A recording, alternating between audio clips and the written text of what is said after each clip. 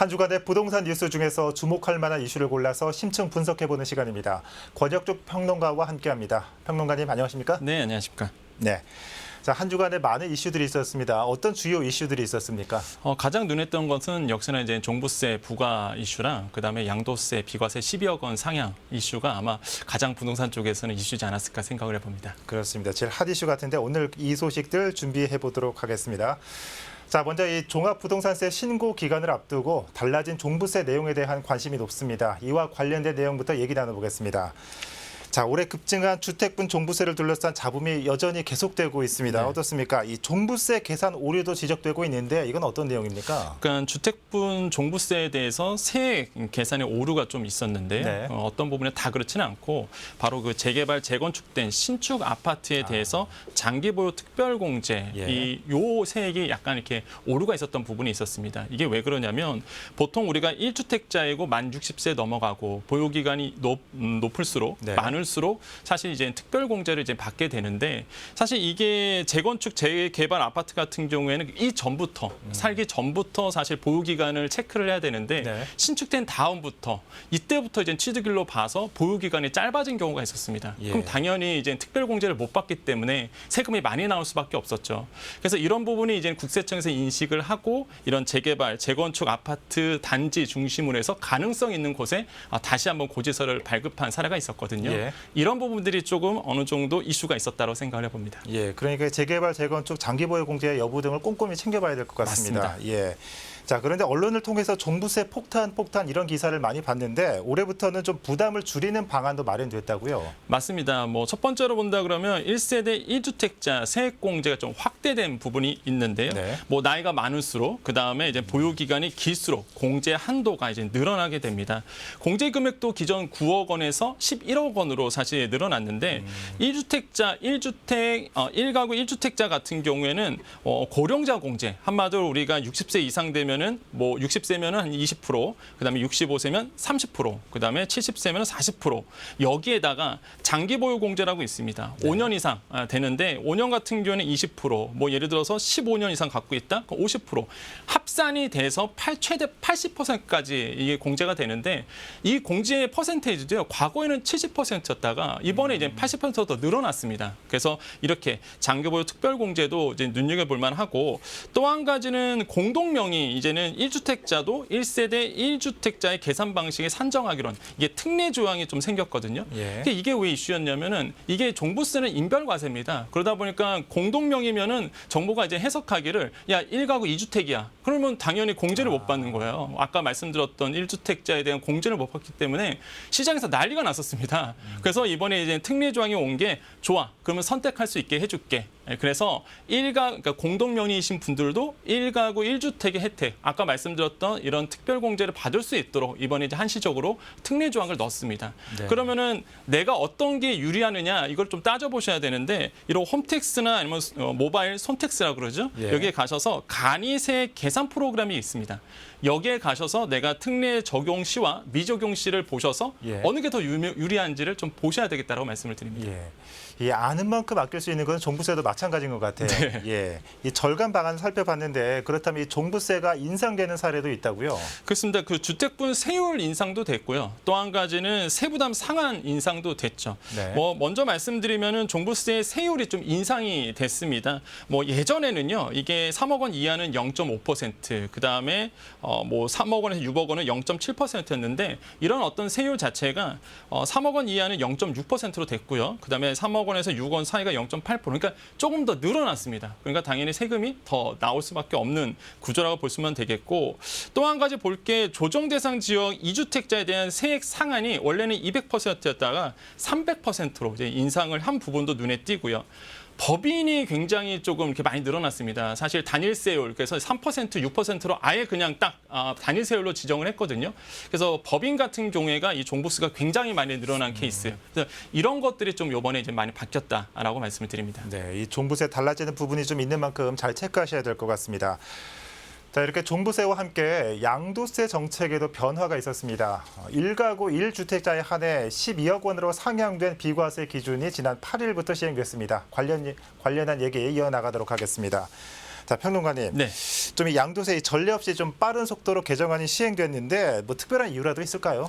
일단은 양도세율의 비과세가 인상될 거야라는 이제는 정부가 시그널을 줬죠. 네. 그러면 이제 만약에 제가 파는 입장이라 그러면 기다려야 될 거 아니겠습니까? 그렇죠. 당연히 이제 기다렸다가 12억 원 비과세가 된다 그러면 당연히 기다렸다 파신 게 유리하다 보니까 대기 물량이 많이 늘어났습니다. 안 팔고. 예. 그래서 계속적으로 대기 매물이 늘어나다 보니까 자연스럽게 시장이 혼란스럽게 되는 거죠. 그래서 어차피 그러면 양도세, 비과세 상한할 거 빨리 발표하자. 언제부터 할지. 그래서 이게 영업일 4일 만에 신속하게 처리된 케이스다라고 말씀을 드립니다. 그렇군요. 그렇다면 그 상향된 양도세 기준은 지난 8일부터 거래된 주택부터 바로 적용되는 건지 궁금합니다.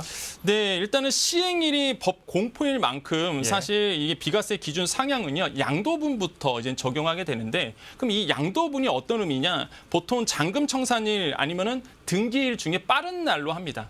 그럼 당연히 우리가 매매를 해보신 분들은 아시겠지만 당연히 잔금 치르고 나서 그렇죠. 이제 등기를 하러 가거든요. 그럼 자연스럽게 잔금일이 당연스럽게 이 기준일이 되죠. 그래서 시장에서는 또 어떤 일이 일어났냐면 이제 하루만 더 잔금일을 좀 더 하루만 뒤로 해달라고.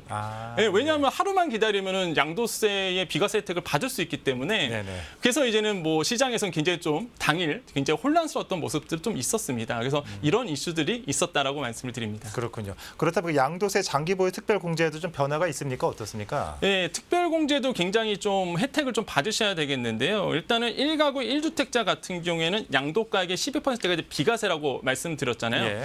근데 이거를 이제는 세액을 어떻게 계산하는지를 좀 보셔야 됩니다. 그러니까 우리가 보통 양도세를 계산할 때 양도 차익이라는 걸 먼저 계산하게 되는데 양도가액에서 취득가액을 뺍니다. 한마디로 내가 이제 판 가격에서 내가 네. 처음에 샀을 때 가격 이걸 빼요. 그러면은 거기다 필요 경비를 빼면 양도 차익이 생기고 네. 양도 차익에서 가장 중요한 금방 말씀드렸던 장기 보유 특별 공제라는 걸 뺍니다.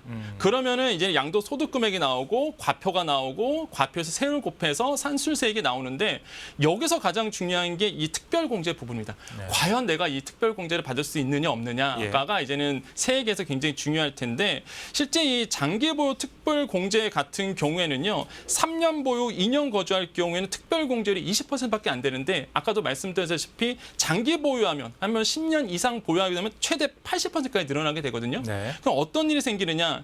이게 상대적으로 이번에 비과세가 12억 원까지 늘어났잖아요. 예, 예. 그러니까 상대적으로 오래 갖고 계신 분들이 덜 효과를 얻게 됩니다. 한마디로 그렇군요. 장기 보유를 짧게 갖고 계신 분들이 예. 오히려 이번에 세액 비과세 혜택이 늘어나면서 더 많은 혜택을 받으셨어요. 그러니까 예를 들어 좀 보겠습니다. 3년 보유 2년 만약에 3년하고 2년 보유하신 분들이 계시는데 그러니까 예. 3년 보유하고 2년 거주죠. 이런 분들이 주택을 12억 원에 사서 20억 원에 팔았어요. 그럼 이분 같은 경우에는 만약에 비과세 혜택이 9억 원이었다 그러면 네. 원래는 1억 한 2,500만 원 정도 양도세를 내셔야 돼요. 근데 이번에 비과세가 12억으로 늘어났기 때문에 얼마를 내냐면 8,400만 원 정도를 냅니다. 네. 그럼 세이브된 금액이 4,100만 원 정도 돼요. 예. 그런데 이분들은 이제 보유 기간이 짧았던 거고 그러면 장기 보유하신 분들은 더 많은 혜택을 받아야 되는데 계산을 해보면 똑같은 주택을 10년 이상 갖고 있었다. 그러면은 이제 9억 원이었을 때는 이제 1,600만 원 양도세, 12억 원을 늘었을 때는 1,000만 원 정도의 양도세가 나옵니다. 그러니까 상대적으로 643만 원 정도가 세이브된 거예요. 그러니까 무슨 얘기냐? 오히려 이런 양도소득세의 비과세 상향이 오히려 장기 보유하신 분들한테는 물론 혜택은 받았지만 예. 덜 받게 되는 짧게 가신 분들 이런 현상들이 또 시장에서는 아이러니하게 나왔다라고 말씀드립니다. 그렇군요. 예. 자, 앞서서 좀 종부세도 살펴보고 지금 양도세도 살펴봤는데 좀 이렇게 시시각각 변하는 부동산 세금 정책 아마도 좀 이 불안한 부동산 시장을 반영한 게 아닌가 싶은데 맞습니다. 앞으로 이런 세금 정책 어떻게 전망하십니까? 일단 대선이 있거든요. 예. 사실 대선이 있다 보니까 정치권에서 계속적으로 완화 정책들, 그다음에 규제 철폐란 이슈들이 계속 나오고 있습니다. 그래서 이제는 대선 앞두고 아마 또 한 번 세율이 바뀌지 않을까, 완화 정책이 나오지 않을까 이제 조심스럽게 시장은 예상하고 있고요. 예. 대표적으로 지금 정치권에서 나오고 있는 게 다주택자에 대한 양도세 한시적 완화 정책이거든요. 과연 이게 통과될지 네. 아니면은 진행될지는 모르겠지만 일단은 이런 얘기가 정치권에 흘러나온 거 봐서는 분명히 이제 대선 전에는 완화적인 어떤 시그널이 시장에 나올 것이다라고 시장에서는 기대를 하고 있습니다. 예, 이런 세금 정책들 어떻게 변화될지 좀 시간을 가지고 좀 지켜봐야 될 것 같습니다. 자, 계속해서 좀 지역 개발 사업을 살펴볼 텐데 이 창신일동 남측 구역이 재개발 사업 정비 구역으로 지정됐습니다. 창신동 개발 사업과 관련된 내용 계속해서 살펴보도록 하겠습니다. 자, 창신동 참 개발된다 안 된다 말이 좀 많았는데 어떻습니까? 지금까지 나온 창신동 개발 계획 어떤 내용이 있습니까? 일단 18년도부터 이제 도시정비용 재개발 지정이 됐었죠. 그러다가 이제 의견을 받아들여서 용역에 착수했고, 그래서 이번에 이제 정비계획안이 이제 일어났는데, 사실 일방 통행 부분을 이제는 쌍방향 통행으로 이제 바꾸게 되고요. 예. 도로폭도 굉장히 좁았습니다. 그래서 8m에서 12m로 좀 늘려주기로 했고요.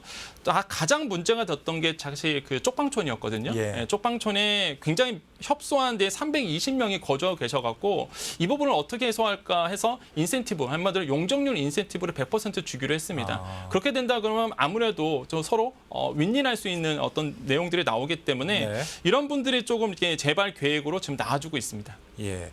자, 창신동 가면 좀 재개발 필요성이 계속해서 좀 있어왔던 곳 아니겠습니까? 이 사업이 좀 이제서야 진행되는 이유 어디에 있겠습니까? 그러니까 창신동을 가보시면 딱 압니다. 왜냐하면 창신 1동 같은 경우에는 과소 필지가 굉장히 많아요. 그 네. 과소 필지가 뭐냐면 90제곱미터 이하의 필지거든요. 그러니까 단독 개발하기에는 굉장히 무리가 있습니다. 한마디로 말 그대로 대규모로 함께 들어가야지만 재개발이 되는 필지들이 되게 많다 보니까 네. 이런 과소 필지다 보니까 혼자서는 재개발을 못 들어가고요. 또 한 가지 30년 노후화된 불량 주택들이 굉장히 많습니다. 그래서 어차피 이거는 재개발에 들어갈 지역이라고 볼 수가 있겠고요. 이게 사실 2007년도에 그러다 보니까 재정비 촉진직으로 결정이 됐었어요. 예. 그리고 2010년도에 재정비 사업을 추진하던 중에 이제 박 전 시장이 들어오면서 사실 이게 해제가 된 부분이 있거든요. 네네. 그러다가 계속적으로 딜레이 계속적으로 밀어주고 있다가 이번에 이제 드디어 정비 기간이 나왔다라고 보시면 되겠습니다. 예. 뭐 낙후된 지역 개선이라는 것도 있지만 이 뉴타운 해제 지역이라는 좀 상징적 의미가 있어서 좀 많은 관심이 모아지고 있는데 네. 어떻습니까? 어떤 변화를 기대할 수 있겠습니까? 창신동 가면은 아마 어디지 그랬을 텐데 그냥 동대문 생각하시면 되거든요. 동대문 가보시면 아시겠지만 굉장히 일대가 좀 낙후돼 있고요. 무엇보다 창신동 같은 경우에는 이제 신발업으로 하시는 분들, 도소매업이 굉장히 많으세요. 그래서 이걸 좀 구역을 좀 나눠서 개발이 들어갑니다. 창신 1, 2구역 같은 경우에는 흥인지문 양가 있기 때문에 이런 신발 관련 도소매업과 관련해서 소규모 단위로 이게 개발이 들어가고 3, 4구역 같은 경우에는 일반 정비용에서 대규모 블록 단위로 뜯어서 고쳐서 들어가는 재개발이 이루어질 거거든요.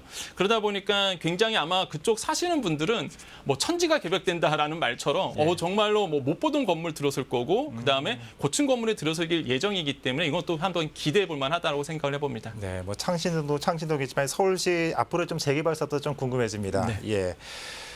자, 이 하루가 다르게 바뀌는 부동산 정책들입니다. 시민들의 관심이 이어진다면 더 좋은 정책으로 이어질 것이라고 기대해 봅니다. 지금까지 달라진 종부세와 양도세 그리고 창신동 개발 사업에 대해 권혁중 평론가와 함께 살펴봤습니다. 평론가님 오늘 말씀 잘 들었습니다. 네, 감사합니다.